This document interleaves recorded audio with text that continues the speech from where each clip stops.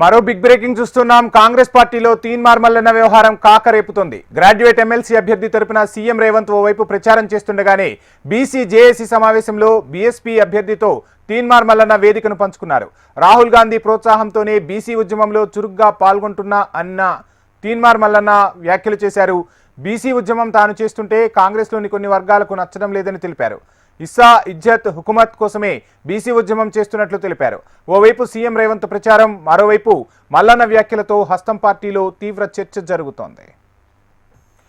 ఇదే అంశానికి సంబంధించి ఫుల్ డీటెయిల్స్ మా రీజనల్ కోఆర్డినేటర్ గోపాలకృష్ణ అందిస్తారు. గోపాలకృష్ణ, చూస్తున్నాం ఓవైపు సీఎం అటు ప్రచారంలో పాల్గొంటుంటే మరోవైపు తీన్మార్ మల్లన్న వ్యవహారం అటు రాజకీయ వర్గాల్లోనూ కాంగ్రెస్లోనూ పెద్ద ఎత్తున చర్చకు దారితీస్తుంది. అసలు ఏం జరగబోతోంది?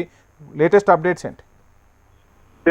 ఓవైపు ఉత్తర తెలంగాణ జిల్లాలో జరుగుతున్న ఈ పట్టభద్రుల ఎమ్మెల్సీకి సంబంధించి, అలాగే టీచర్స్ ఎమ్మెల్సీ సంబంధించి దీనిపై కాంగ్రెస్ నుంచి పెద్ద ఎత్తున ప్రచారంలో పాల్గొంటున్నారు. ఈ రోజు ఏకంగా ముఖ్యమంత్రి, పిసిసి చీఫ్ వీళ్ళందరూ కూడా ప్రచారానికి వచ్చినటువంటి నేపథ్యం. కానీ ఈ రోజు కరీంనగర్ లో తీన్మార్ మల్లన్న సైతం హాజరయ్యారు. బీసీ సంబంధించినటువంటి సమావేశంలో ఆయన హాజరయ్యారు. అయితే ఆ సమావేశానికి కాంగ్రెస్ బలపరిచినటువంటి వ్యక్తికి ఆ ప్రత్యర్థిగా ఉన్నటువంటి మరో అభ్యర్థి హాజరయ్యారు. అతనితో కలిసి పంచుకొని తీన్మార్ మల్లన్న, కాంగ్రెస్ ఎమ్మెల్సీగా ఉన్నటువంటి తీన్మార్ మల్లన్న పాల్గొనడం కొంత చర్చనీయంగా మారింది. కాంగ్రెస్ పార్టీ శ్రేణుల్లోనూ చర్చగా మారింది. మరోవైపు తనను కూడా ఎమ్మెల్సీగా పోటీ చేసిన సందర్భంలో తనకు కూడా పార్టీలోని కొంతమంది మంత్రులు కానీ ఇతరులు కానీ ఎవరు సహకరించలేదు, చాలా మంది తనను ఓడించేందుకే ప్రయత్నం చేశారు అనేటువంటి వ్యాఖ్యలు కూడా ఆయన చేశారు.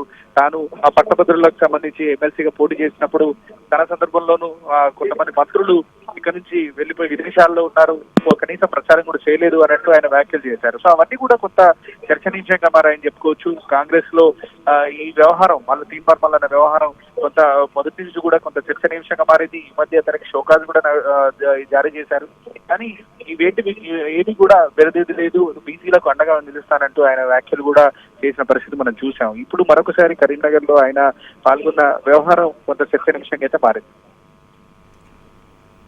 రైట్ గోపాలకృష్ణ.